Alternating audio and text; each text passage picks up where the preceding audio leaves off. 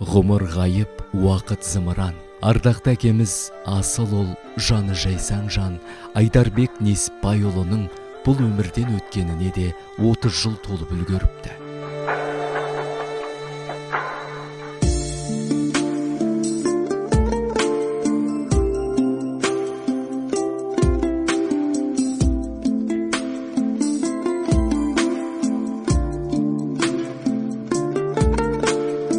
Алтаев Айдарбек Несіпбайұлы 1955 жылы қазан айының 2-ші жұлдызында Жамбыл облысына қарасты Шу қаласында дүние есігін ашты. Анасы Мәрия 39 жасында ерте өмірден озды. Өмірінің бел ортасына да жетпестен жары дүние салған Несіпбайдың бар жүкті көтере білген қайсарлығынан балалары үлгі алды. Осы барлық 10 баланы тәрбиелеп, оларға білім мен баспана алып беріп, үлкен өмірге жолдама сыйлаған ең үлкен әпкелері Күлжамал мен жезделері Баймұраттың да еңбегі ерекше.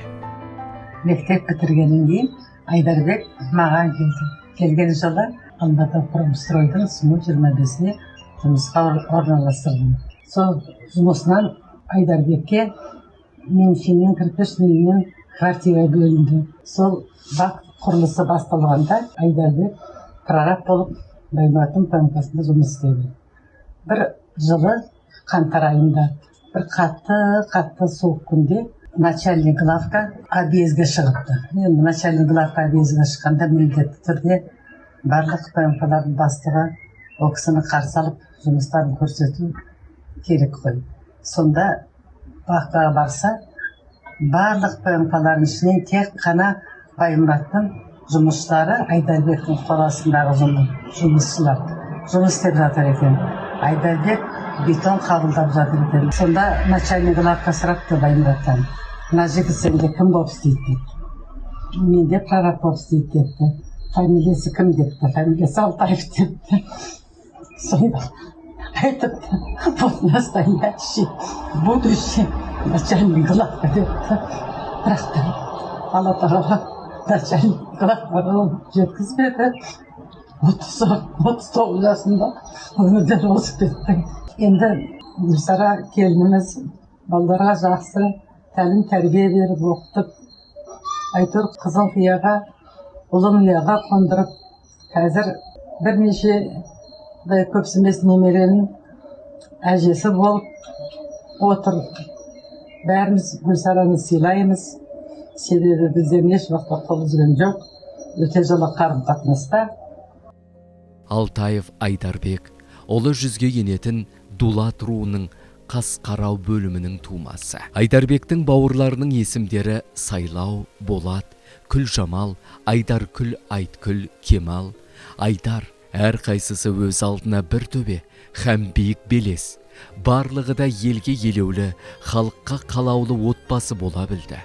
Айдарбек бізді өте жақсы көретін, бауырларын сыйлайтын, қолы келгенше, шамашы келгенше қол ұшын беріп, көмектесетін бізге. Амал жоқ, ерте кетті. Балалардың қызығын көрмеді.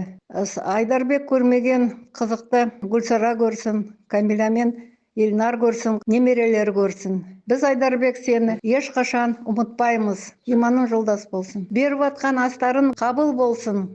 Алдында бір қауым бауырлары бар. Ол үйдің 6-шы перзенті. Еркелік емес естілік таныта білген Айдарбек аға әпкелерінің ізетті інісі бола білді. 1962 жылдың 1 қыркүйегінде теміржол қатынасы министрлігіне қарайтын мектеп-интернаттың табалдырығын аттайды. Озат оқушы интернатта әпкесі Айткүлмен оқиды.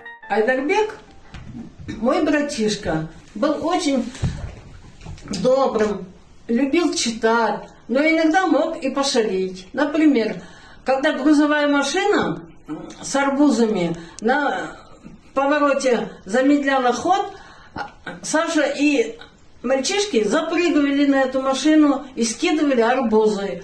Потом кушали и угощали желающих. Мы с Сашей были очень-очень дружные. Играли вместе, например, в футбол. Саша и Бекен, это наш двоюродный брат, гоняли мяч. Мы с Сашей вместе шли в школу-интернат. Он пошел в 1 класс, а я в 3. Я его брала за руки, и мы вместе с ним шли в школу-интернат. 28 апреля 1995 года Саша позвонил ко мне на работу и спросил: «Ты можешь сейчас выйти, если я приду?» «А что случилось?» – спросила я. «Ничего не спрашивай. Обещаешь? Обещаешь ничего не спрашивать?» «Обещаю», – ответила я. Я вышла на улицу. Пришел Саша. Он очень долго на меня внимательно смотрел. Смотрел, повернулся и пошел. А я вслед ему смотрю и думаю, а что все-таки случилось? Потом я поняла, он приходил со мной попрощаться.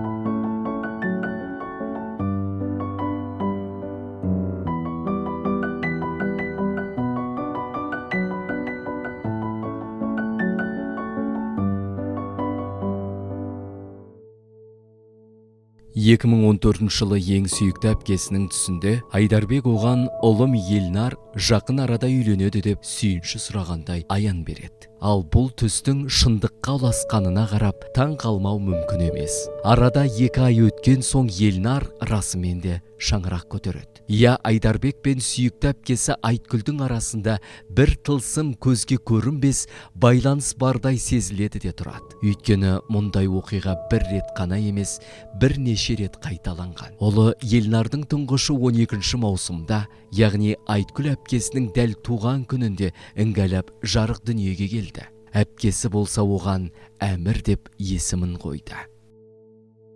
Айдарбек менің ағам. Бұл дүниеден ерте кеткені бізге, ағаларына, әпкелеріне, маған, інісі Айдарға өте ауыр болды. Сайлау ағамыз естігенде қалайша, неге, мен үлкен, мен бірінші кетуім керек еді ғой деп жылағаны әлі есімнен кетпейді. Тағдырдың жазғаны солай болар. Айдарбек өте бауырмашыл, қонақшыл болатын. Институтта оқып жүріп, үйленіп, семьялы болды. Камиля дүниеге келгенде мен әке болдым, қызым бар деп мақтаныш қылатын. Ал 1989 жылы дүниеге ұл баласы Елнар келгенде қуанышын көрдік. Камиля қызым жалғыз емес, енді оның інісі бар. Қазір мен Елнардың істеп жатқан жұмыстарына қараймын да, нағыз әкесінің баласы деп қуанамын. Жеңгем Гүлсара, сіңлім Камиля, інім Елнар, келінім Дина. Сендерге көп рахмет. Айдарбек ағама арнап үлкен ас беріп жатырсыңдар. Қабыл болсын. Ағамның жатқан жері жарық, топырағы торқа болсын. Шырақ едің, сәуле едің, ай едің. Жаның толы мейірімге бай едің. Ілім, білім, тәрбиеге қаныққан, үлгі алар ер атына сай едің. Тең келмейтін алтынға еш қолдағы, өзің едің, әке үйдің зор бағы. Жарық берер айымыздай көктегі, болушы едің жанымыздың қорғаны.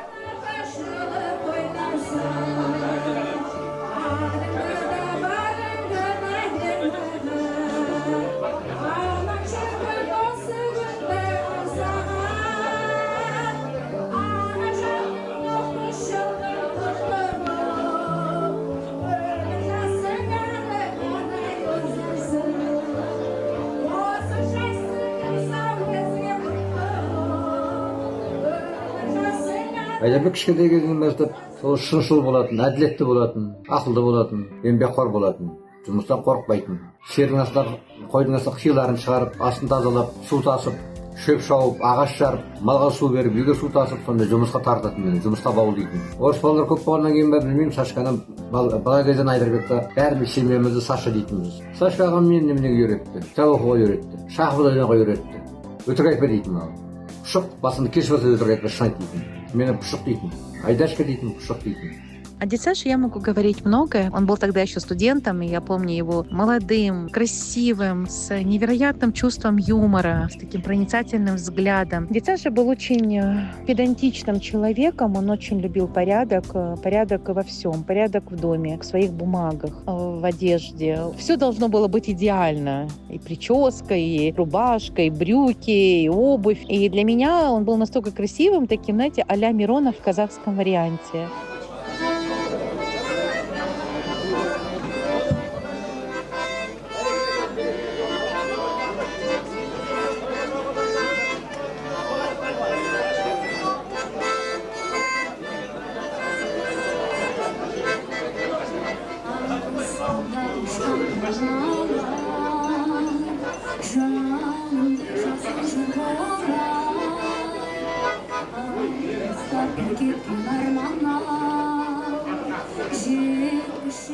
мың 1972 жылы мектепті аяқтап, еңбек жолын СМУ 25 Алматы Апромстройда бастайды. Бір жылдай құрылыста шынығып, үлкен өмірдің қазанында қайнауды бастап кетеді. Бұл уақыт оған мықты тәжірибені сыйлап, ересек өмірдің әліппесін үйретеді. Сөйтіп 1973 жылы Совет армиясына шақырылады. 1975 жылы отан алдындағы борышын адал атқарып, елге аман есен оралып, алғашқы қызметін қайта жалғастырады. Тағы да бір жыл ғимарат соғу ісімен айналысып, ендігі оған кәсіби меңгеру мақсатында академиялық білім алудың реті келеді.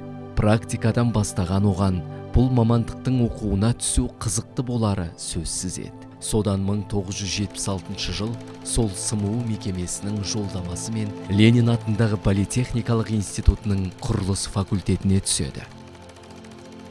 Сөйлеген сөзі, күлкісі, жүрген жүрісі көз алдында тұрады. Әлі бір факультетте оқыдық, бірақ мамандығымыз кішкене бөлек болды. Бір жылды бітірдік. Бір жағынан өзі Айдар маған желес болады. Бір-бірімізге жақын тартып, сол 100 адамның ішінен 100 студенттің ішінен екеуміз жақындап дос болып кеттік. Сол талай ауылға бірге бардық. Мысалы, есімде бір рет сол шудан түсеміз, вокзалда, пойыздан. Менің ауылым ары қарай 5 шақырымдай жер. Түн ішінде таксиде жоқ ол кезде. Таксиге баратын қаражатта жоқ, әйтеуір Айдар айтатын маған, бақа деп айтатын маған, қона сал біздің үйге деп. Ертең барасың ғой бірінші автобус деп. Сол үйіне барып қона салатынмын. Сонда папасы марқұм ол кезде тірі. Түнгі сағат 1 болсын, 2 болсын ұйықтамай отыратын. Айдар өзі сондай бір жанашыр адам болды. Достарына, туыстарына, әпкелеріне, қарындастарына, бауырларына. Үздік студент математика, физика, әсіресе сызуға жетіп болып дипломдық жұмысын 5-ке тапсырады. Жылдар жылжып өз жүрек қалауымен 1981 жылы құрылысшы мамандығын ресми дәлелі яғни дипломын алып шығады. Теорияны терең меңгеріп, тәжірибесі ысылған Алтаев құрылыс саласында мол еңбек сіңірді. Айталық 1980-1983 жылы үлкен Алматы каналын салуға белсене ат салысқанын ерекше атап өтпесе болмас. 76 жыл бәріміз институтқа түскенде сол кезде танысқанбыз. Сразу бірінші курстан бірге бір группада оқыдық. Ол туралы айтайын десең, уақиғалар көп. Бір күндері сабақ енді басталып кеткенде, теххозработтан кейін введение в специальность деген предмет болды. Бізге Жармагамбетов деген профессор әрбіреуімізден сұрайды, неге түстің деп оқуға. Айтады, ой, социализм построили, со коммунизм bestроить етуге, нетуге біз сондайға дайынбыз, соған активный участие принимать етейік деп едік, сосын Айдардан сұрайды. Ал сен неге түстің десең? Да я уже в армии был 5 лет, на стройке топором махал, надоело плотником быть. Хочу начальником стать деп. Ой, жаңағы профессор тасталған болғаннан. А былай қарасаң, на самом деле солай ғой, енді кім оны түскенде ар жағы мастер боламын, прораб боламын деп, начальник управления боламын деген адамдар ғой. Сонда тіке айтатын, Айдар ғана болды, басқа ешкім өйтіп айта алмады ғой. Потокта, неде, ТГВ, ПГС демейді, бәрімен дос болған, ортада жүр. Әттен ерте кетіп қалды. Иман жолдас болып, жатқан жер жарық болды. Досымыз мәңгілікте. Марқұм Айдар менің бажам болған. Екеумізді политехника институтының инженер-строитель факультетін бітіргенбіз. Ол да құрылысшы, мен де құрылысшы. Айдар көптеген осы қалада да, Алматы облысында да көптеген объекттерде жұмыс істеді. Балаларына өте қамқор әке болды. Кәмила мен Елнаға жақсы үлгі көрсетті, тәрбие берді. Марқұм Айдар досымызбен біз институтта бірге оқыдық. Айдар ашық мінезді, ойын тікелей жеткізетін жігіт еді. Институт бітірген соң Алматыға біз келсек, ол кезде гостиница дефицит, Айдардың үйіне тоқтаймыз. Айдар семьясымен Ақтауға да келіп, қонақ болып кетті. Айдардың компанейский болғанның нәтижесі менің класстас досым марқұм Неру деген жігіт өз ұлына Айдар деп ат қойды. Өкінішке орай Айдардың ғұмыры қысқа болды. Дегенмен артында ұрпағы бар. Гүлсара балаларын жақсы өсірді. Бүгін олар Гүлсараға немере сүйгізіп отыр. Ал әкеміз Гүлсара анамызбен 1980 жылы шаңырақ көтереді. Өмірде екі нәрседен қателеспеген адамға айы оңынан туды десе де болар. Енді ерлік Айдармен танысқанына 84 жылы біз екеуміз бас қосып шаңырақ көтеріп семья құрған кезімізде танысты. Себебі Гүлсара екеуміз бірге бір физматта жұмыс істедік. Содан бері екеуі дос болып, әрі нағашы жиен болып кетті. Себебі біздің анамыз, ұмытшақ анамыз Қасқараудың қызы еді, Айдарда Қасқарау болатын. Сөйтіп өзі біздің мәңгілік доспыз деуші еді. Сөйтіп мәңгілік дос болып, мәңгілігіне кететінін сезгендей болды ғой деймін. Жаңа да біз айтып отырмыз ғой, өте ұлтшыл, өте намысшыл болады. Бір күні Гүлсара барлығы алаңға барып тараса, бір қыздың басына күрекпен бір солдат бетіп бергенде, сол кезде ой, фашистсің ба, сен не істеп жатырсың дегенде, сен де көтерілісшісің бе деп оны алып кеткен ғой ППМ-ға салып. Сөйтіп оны іздемеген жоқ, әйтеуір бір күні өзі үйінде аман-есен жетті ғой. Аң аулағанды ерлігі өте жақсы көретін, өзінің туған туысқандарын, әпкелерін, бауырын өте жақсы көрді. Бауырмашылдық деген сол ғой, бауырларды, соларды ойлап отыратын, соларға қамқор болып отыратын. Енді мәңгілік доспыз деп мәңгілікке кетті. Мінекей кеткеніне 30 жыл болды. Енді отбасына, сол қалған өмірін отбасына, немерелеріне, шөберлеріне бұйыртсын. Көрмеген қызықтарын өзінің туған туысқандары, бала шағалары, Гүлекең барлығы көрсін. Жатқан жері жайлы болсын, топырағы торқа болсын, жаны жәннатта болсын, иманның жолдас болсын. Амин. Мамандық пен жар таңдаудан әкеміздің жолы болған. Асыл жарымен бас қосқан оның Кәмила атты тұңғышы Шу қаласында 1980 жылы өмірге келеді. Ізін қуып інісі 1989 жылы бұрынғы Фабричный ауылында Елнар жарық дүниенің есігін ашады. Балаларына қамқор әке, жарына арқа сүйер ері болған ол нағыз азамат еді.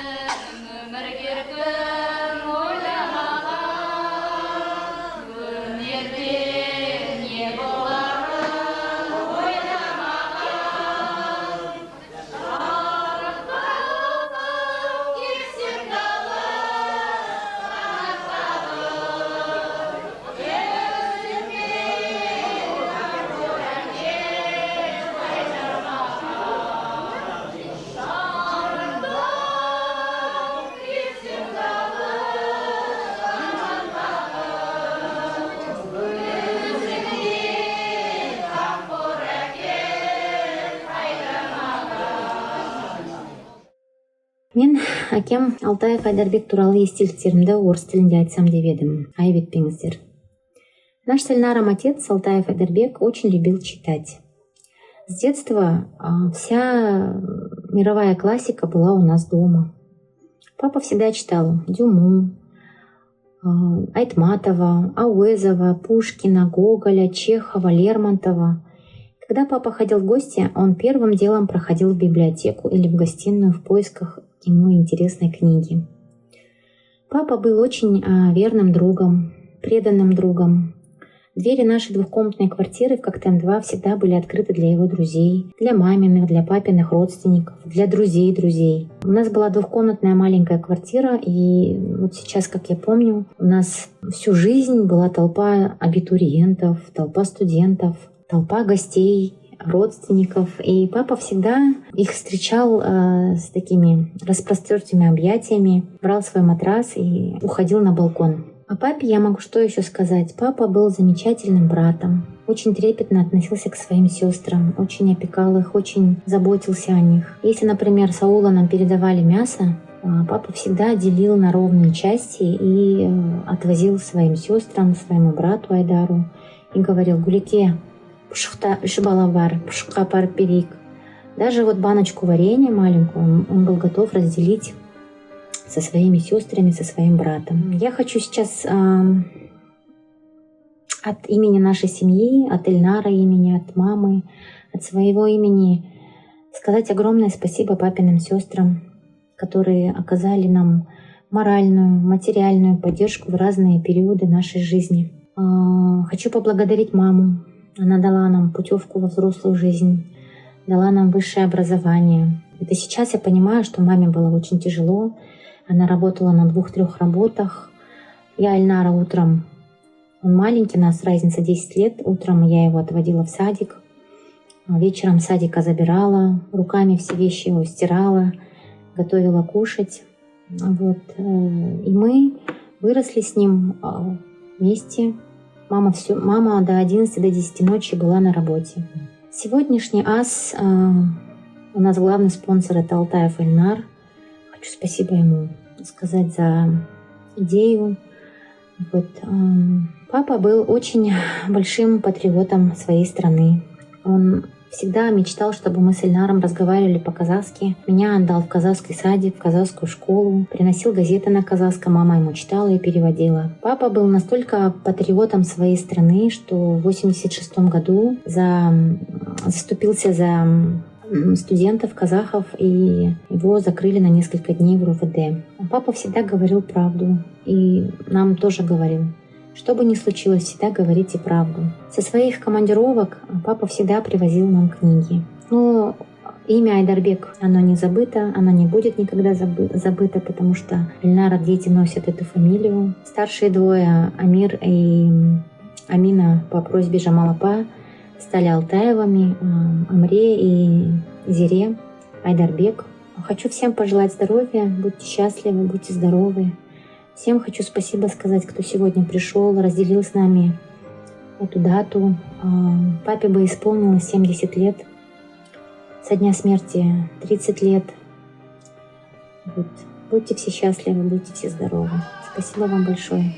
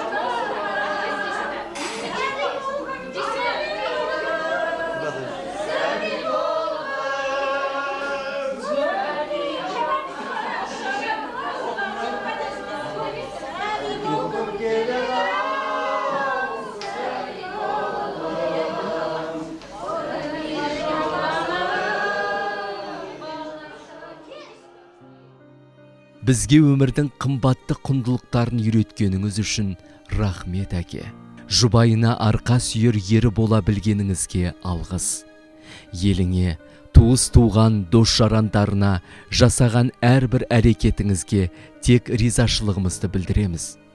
Біз сізге разымыз.